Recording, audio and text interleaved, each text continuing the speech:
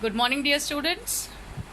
So, today we are going to read a new story that is from your snapshots book, and the name of the story is Ranga's Marriage. It is written by Masti Venkadesha Iyengar. Now, the author belonged to South India, especially, he was from a village in Karnataka. The author was a prolific writer who had been awarded Jnanpith Award. Jnanpith Award is a prestigious award given to the Indian writers, and he also had held a position as district commissioner in Karnataka. Now, before we read a story, what is the purpose of a story? Why do you think the stories should be read? You all must be reading many stories and you all must be enjoying them. Some of you are very good at writing your own stories. So, the most important purpose of writing a story is to amuse and entertain the readers. You must have heard and read many stories which are very interesting and they amuse us. At the same time, it can also take the purpose of informing about a particular area or the facts in a very entertaining manner. The story writer sometimes also writes stories to satirize or mock at particular condition or a particular person. Now, when we read a story, we need to understand the main purpose of what the author wants to explain. In this story, Ranga's Marriage, that we are going to read, it is satirical, it is a satire because the writer mocks at the various traditions which are outdated in the modern times. For example, thinking about the caste system, the child marriage, all these were in the pre-independence period in India, and these customs are now shunned and people are developing a modernized outlook towards their lives.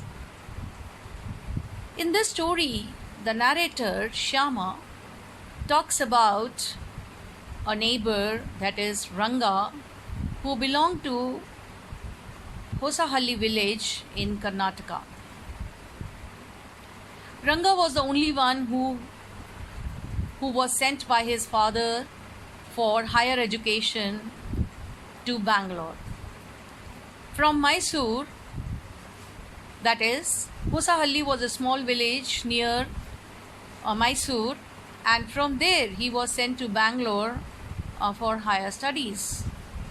When he came back after 6 months, the people were all very surprised and they were waiting for Ranga to land there or come there, and they all crowded in front of his house because they wanted to see whether he had changed, he had become a modern man, or he still carried the customs and traditions of his society.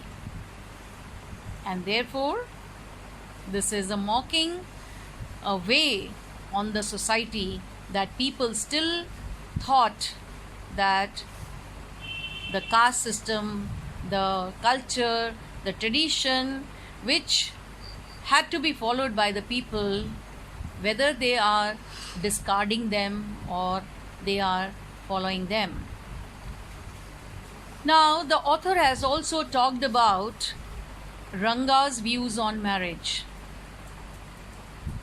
Now, Ranga had not changed completely, even though he had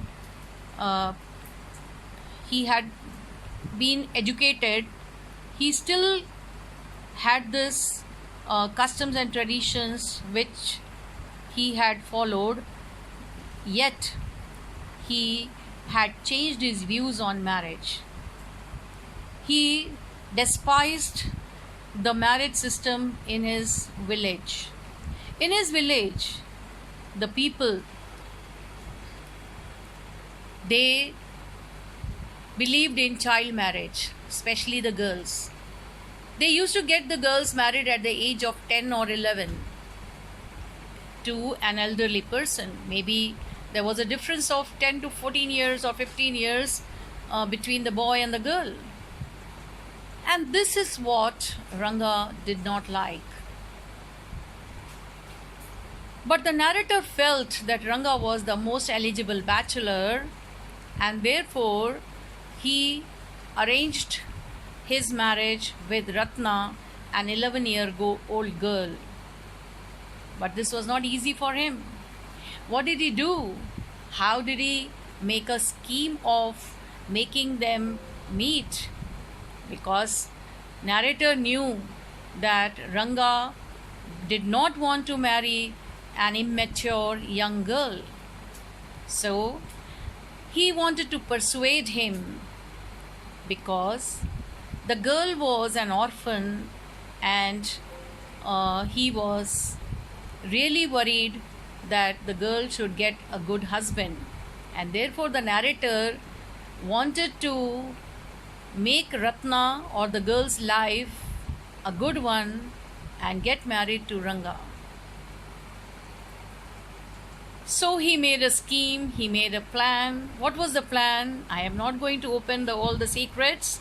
We are going to read the story and find out ourselves what did the narrator do to get Ranga married to Ratna, and how did it happen, and what was the end of the story.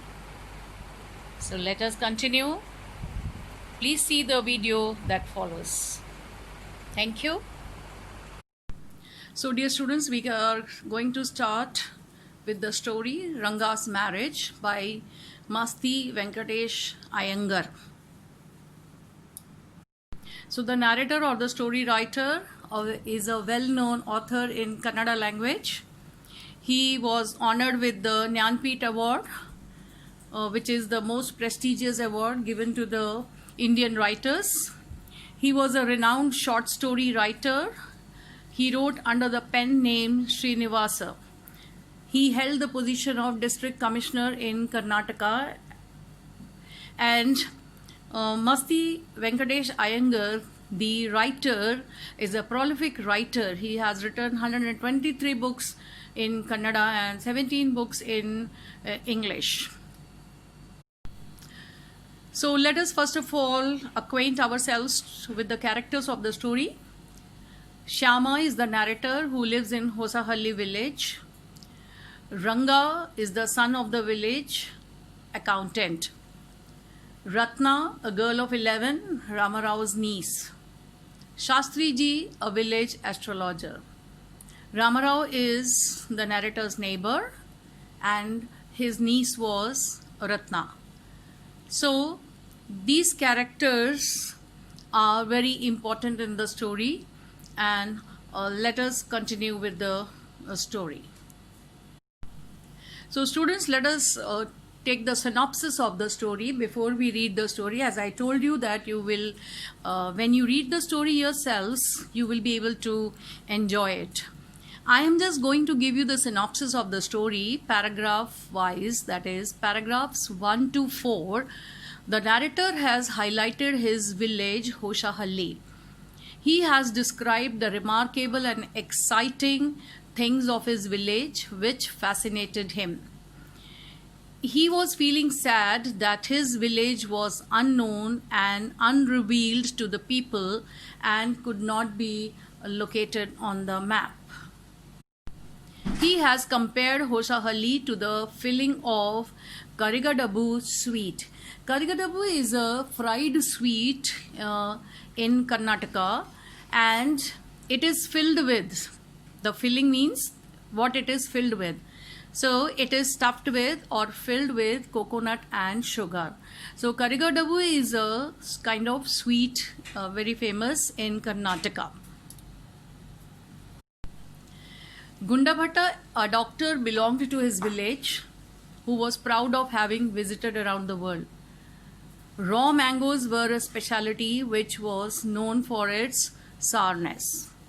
A creeper with beautiful flowers in the waters of the village pond were a feast to see.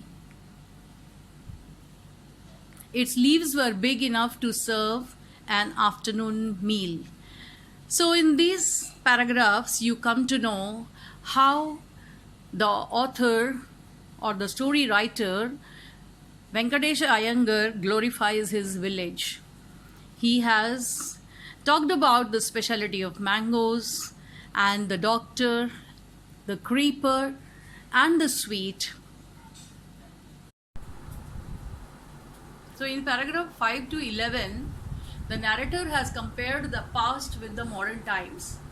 In the past, very few people in his village knew English, and education was at a very basic level. Only one accountant had sent his son to Bangalore to study.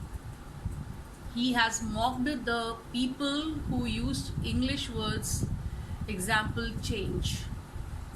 Now the students, please note that in the story you will come across an incident where the narrator tells that his neighbor Ramarao's son had to give money or pay the woman who had brought the firewood for them. And when she told him that he has to pay 4 paise, and when he had to pay 4 paise, Ramarao's son told her that he did not have any change. Now can you understand this word change in English? Yes. But that lady, who was an illiterate poor lady who was selling firewood, did not understand anything, and she went away muttering to herself. The narrator says that even he did not understand the meaning of the word change, and then he asked Ranga, from whom he came to know about it. The narrator has described about Ranga's homecoming.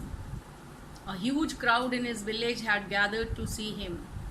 They wanted to see if in 6 months he had changed or modernized. So the village people, you can understand, in the past, the village people, they did not know the ways of the city, and therefore they had their own ideas about it, that the people go there and change. So Ranga, who had gone to Bangalore from this village, he had gone there to study, and after 6 months, when he was coming back, everybody crowded in front of his house to see whether he had changed completely. An old lady felt his janevara, that is janev in Hindi, what we call it as janevara, on his chest, and confirmed that he had not lost his caste. So the old lady and other people, they all were very happy that Ranga had not left his caste. That means he was a Brahmin and he was wearing his janevara even though he was staying in the city of Bangalore. Ranga's full name was Rangappa.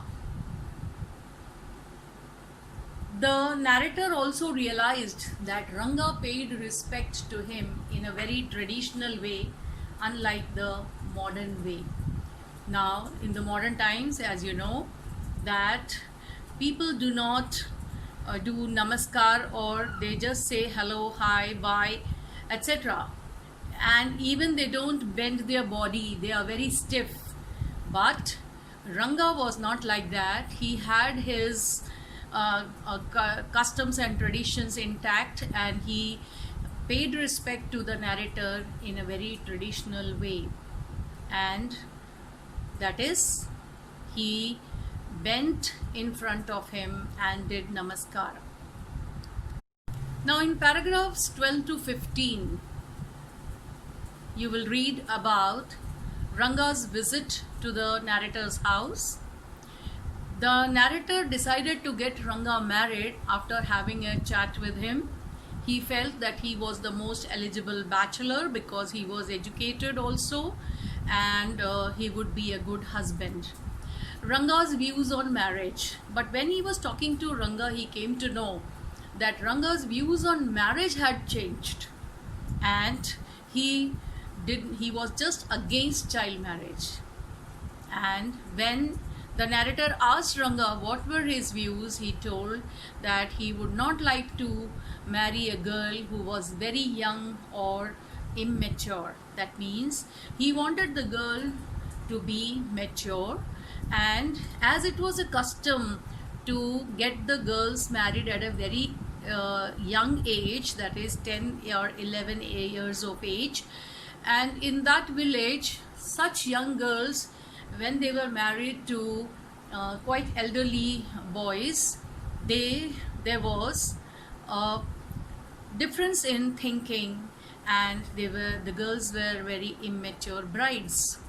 Therefore, Ranga had not changed otherwise. His traditions and customs were intact, but his view of marriage had changed.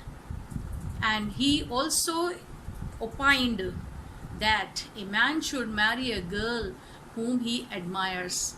In those days, in the past, people used to not even look at the girl.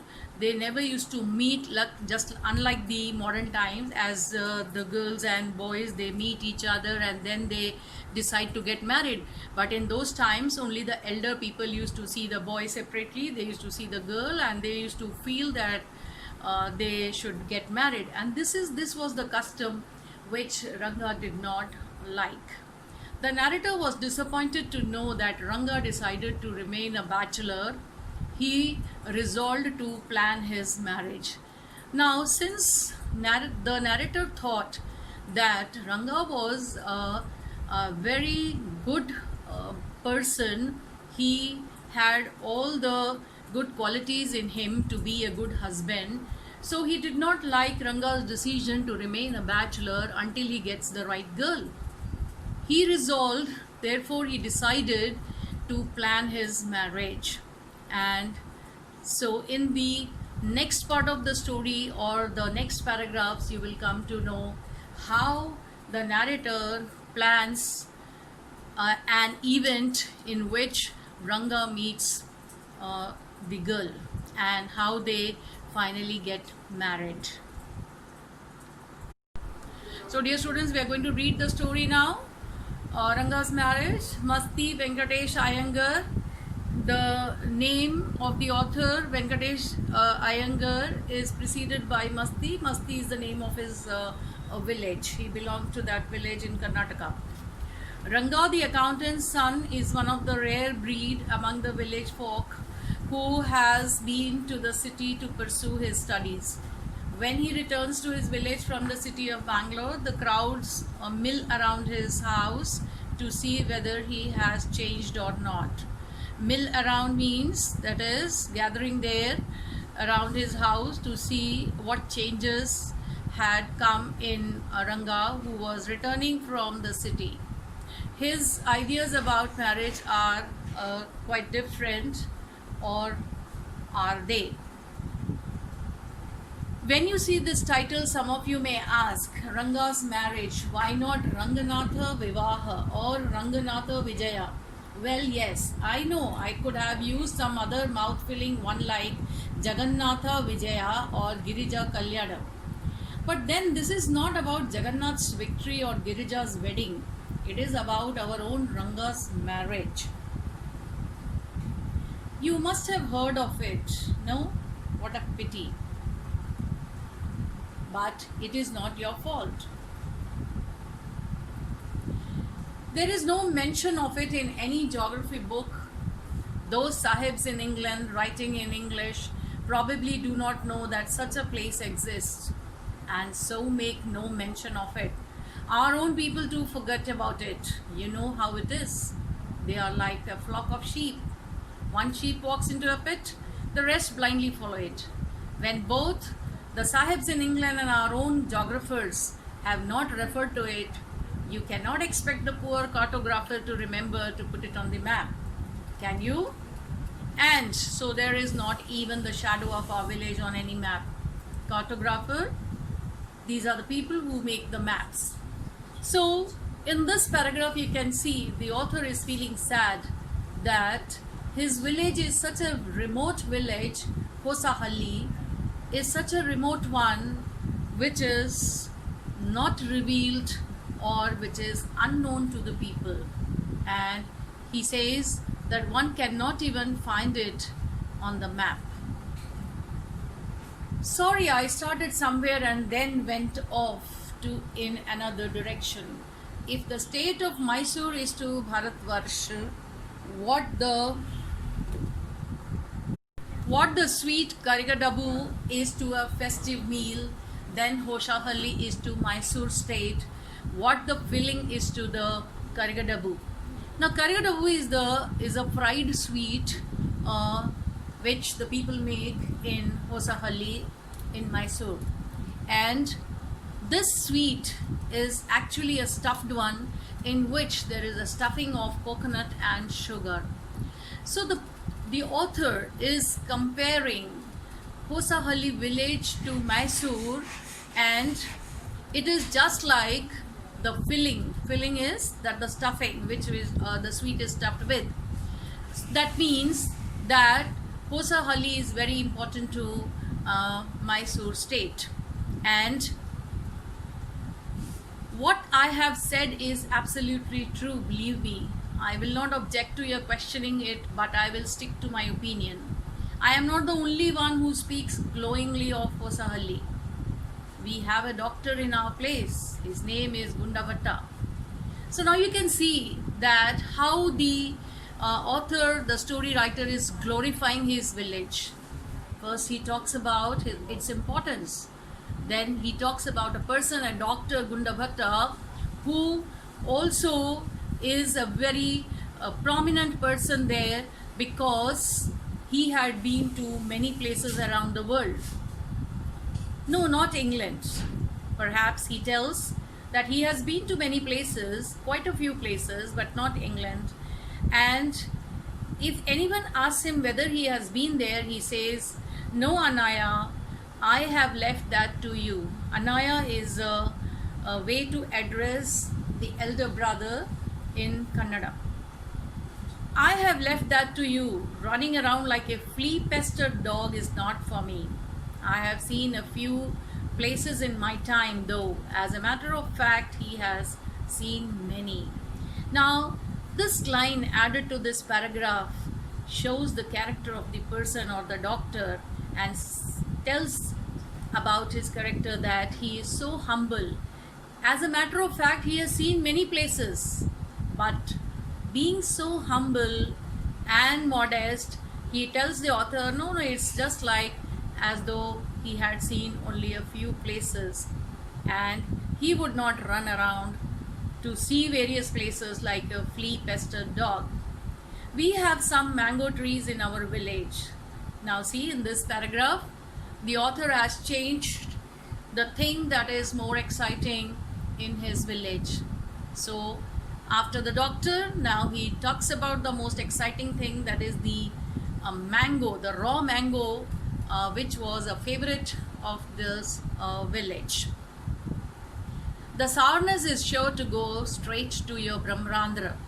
Brahmarandra is actually the top part of our head. When a child is born, the skull is not formed completely, and the skull in the center of the head, that part is called as Brahmarandra. I once took one such fruit home, and a chutney was made out of it. All of us ate it. The cough we suffered from after that, it was when I went for the cough medicine that the doctor told me about the special quality of the fruit. So the speciality of that raw mango was that its sourness. Just as the mango is special, so is everything else around our village.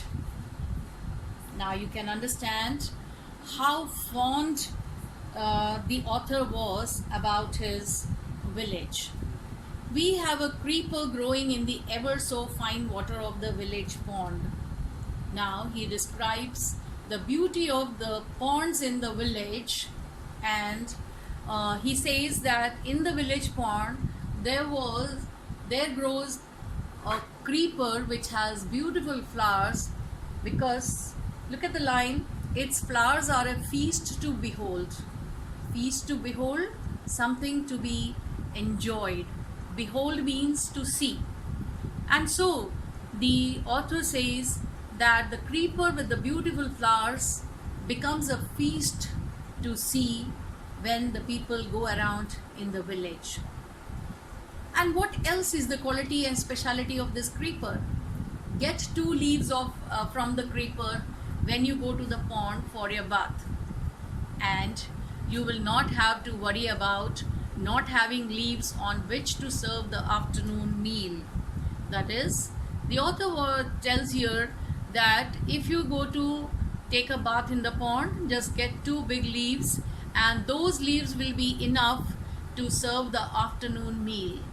I hope, children, you may be knowing that in South India the meals are served on the banana leaves. Similarly, this creeper also had the leaves on which they used to have their meals. You will say I am rambling. It is always like that when the subject of our village comes up. But enough. If any one of you would like to visit us, drop me a line. I will get you know where Hosahalli is and what things are like here. The best way of getting to know a place is to visit it. Don't you agree?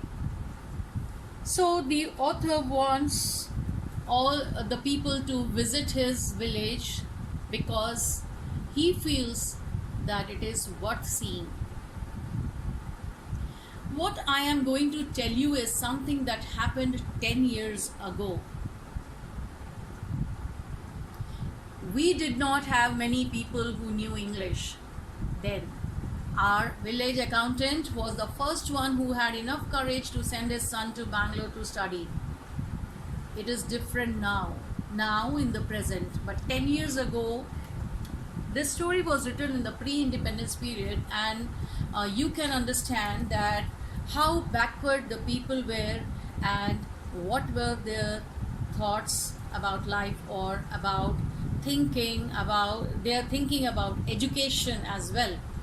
So nobody used to send their children to acquire higher education, whereas there was only one person, that is the village accountant, who had the courage to send his son to Bangalore to study.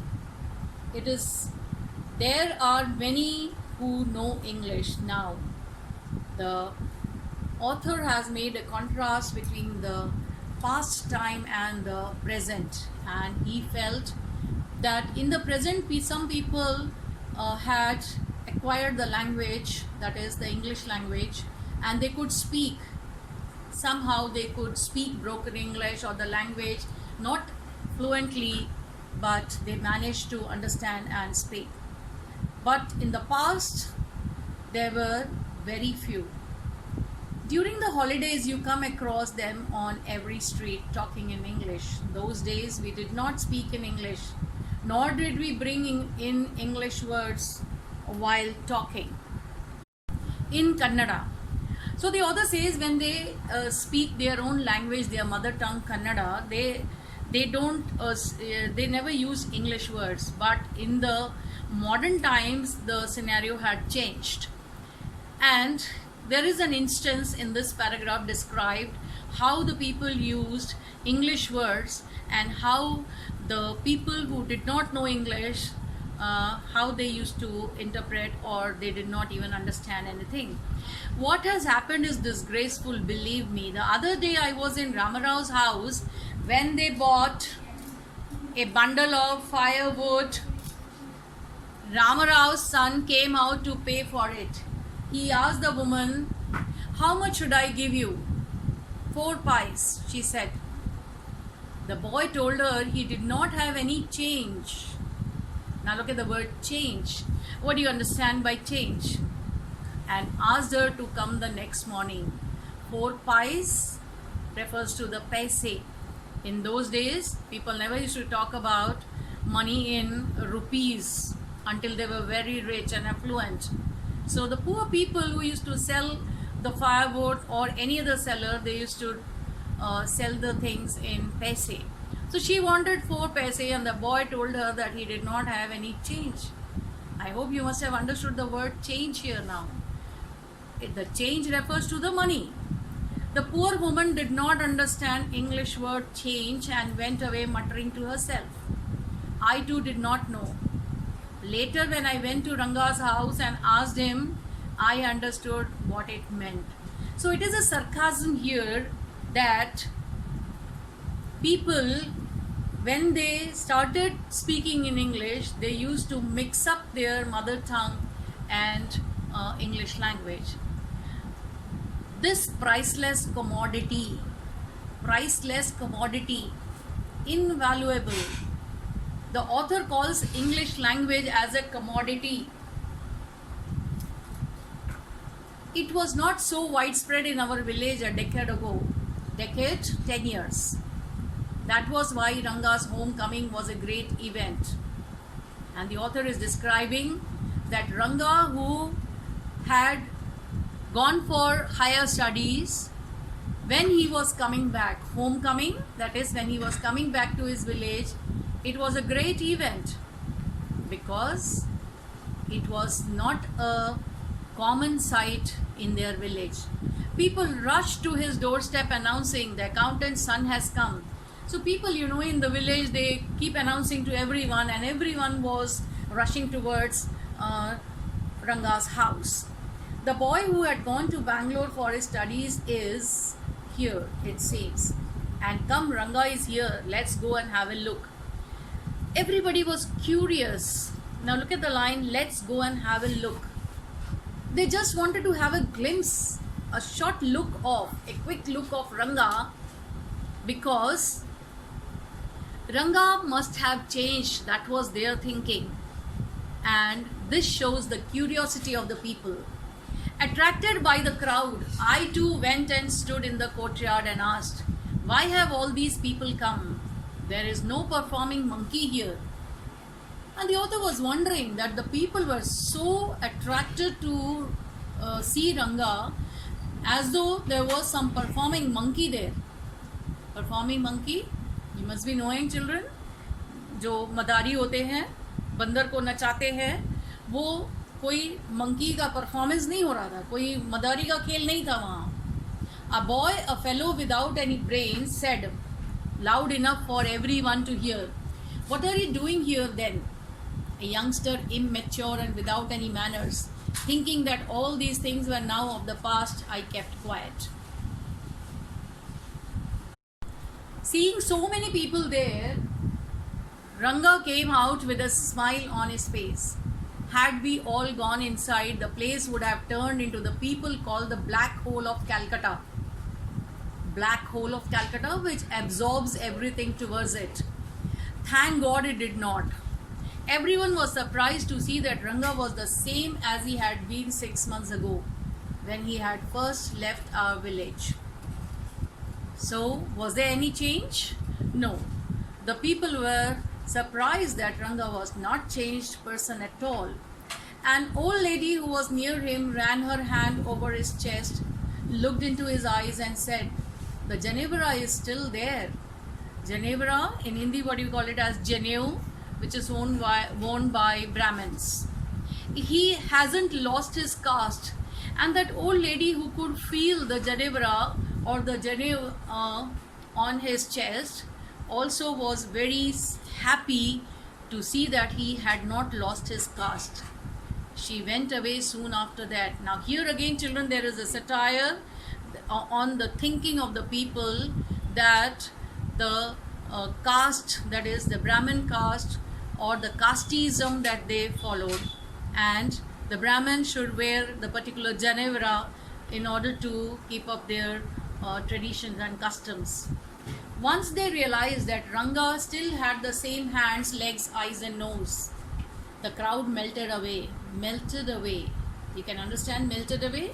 The crowd which had gathered, they all moved away like a lump of sugar in a child's mouth.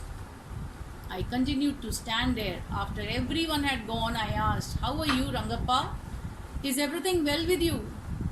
It was only then that Ranga noticed me. He came near me and did a namaskara respectfully, saying, "I am all right with your blessings." So in this way, even the author felt that Rangappa had not changed, and he had greeted him, respected him with the namaskara, and also talked about his blessings. I must draw your attention to this aspect of Ranga's character. He knew. I here in this story is the narrator. Later on, towards the end of the story, you will come to know about his name. So I, the narrator, says that Ranga's character was also very notable, and he therefore draws our attention towards him, and rightly assessed people's worth. As for his namaskara to me, he did not do it like any present day boy. So in these lines, the author has made a contrast between the present day boys and Ranga, who belong to this village. He has said that Ranga was very respectful.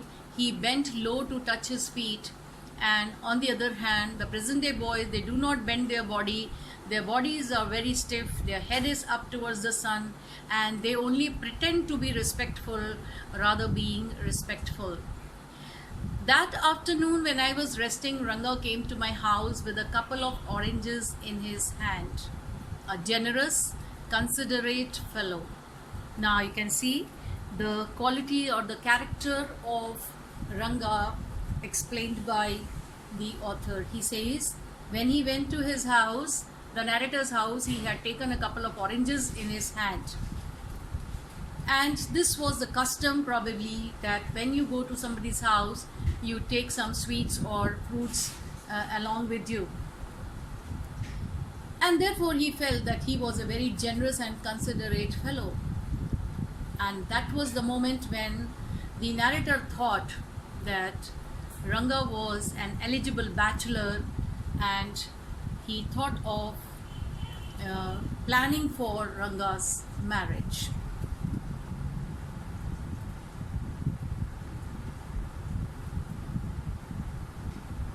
For a while we talked about this and that. Then I came to the point. Rangappa is the name of full name of Ranga. When do you plan to get married? I am not going to get married now, he said. Why not? I need to find the right girl. I know an officer who got married only 6 months ago. He is about 30 and his wife is 25. So now in this paragraph you come to know Ranga's views about marriage.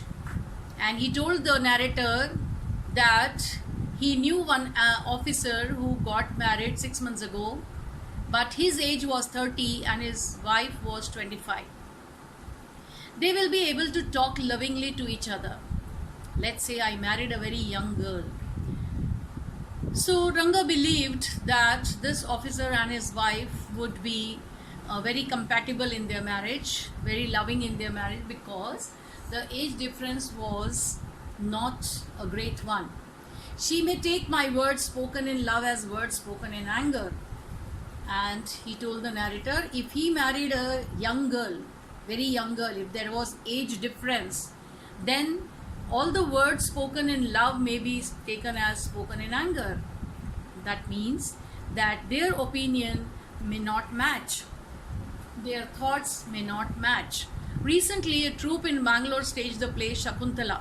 There is no question of Dushyant falling in love with Shakuntala if she were young, like the present day brides. Is there? What would have happened to Kalidas's play? If one gets married, it should be to a girl who is mature. Otherwise, one should remain a bachelor. That is why I am not marrying now.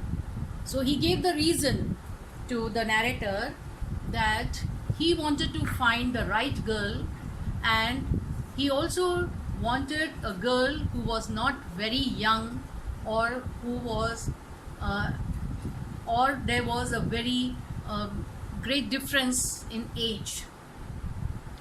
He gives the example of the play in which Dushyant fell in love with Shakuntala and tells the narrator that if the Shakuntala would have been a very young girl, then Dushyant would not have fallen in love with Shakuntala.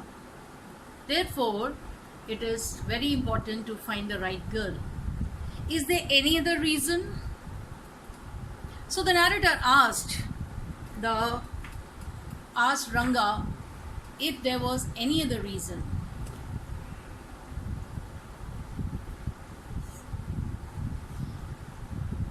So Ranga told him that a man should marry a girl he admires.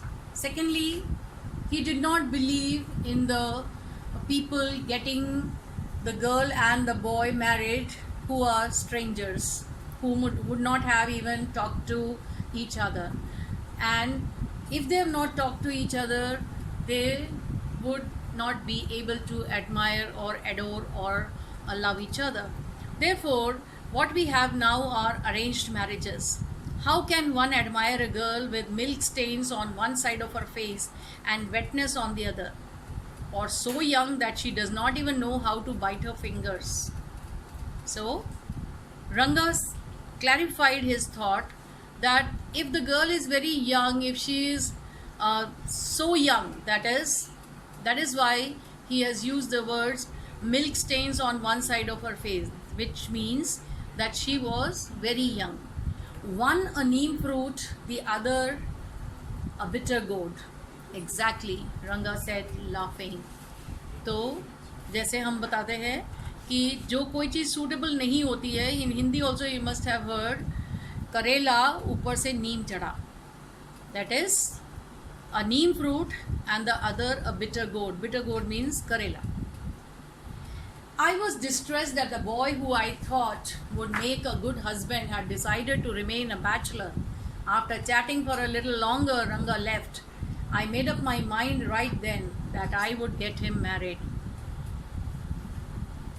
So the narrator thought that such a good boy or such a good husband cannot be left alone, and therefore he planned to get him married. So who was the girl in his mind? The narrator had an orphan girl who was Ram Rao's niece. She was a pretty girl of 11, had come to stay with him.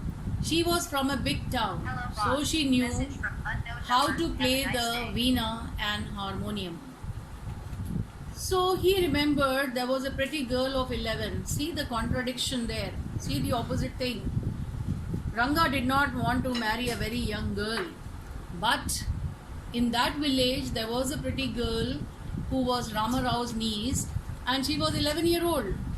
And the narrator was thinking of getting this girl married to Ranga. How did it happen? Let us read further. It will follow in the next class. So students, I expect you all to read the story. It's a very interesting story, and also try to understand. Thank you.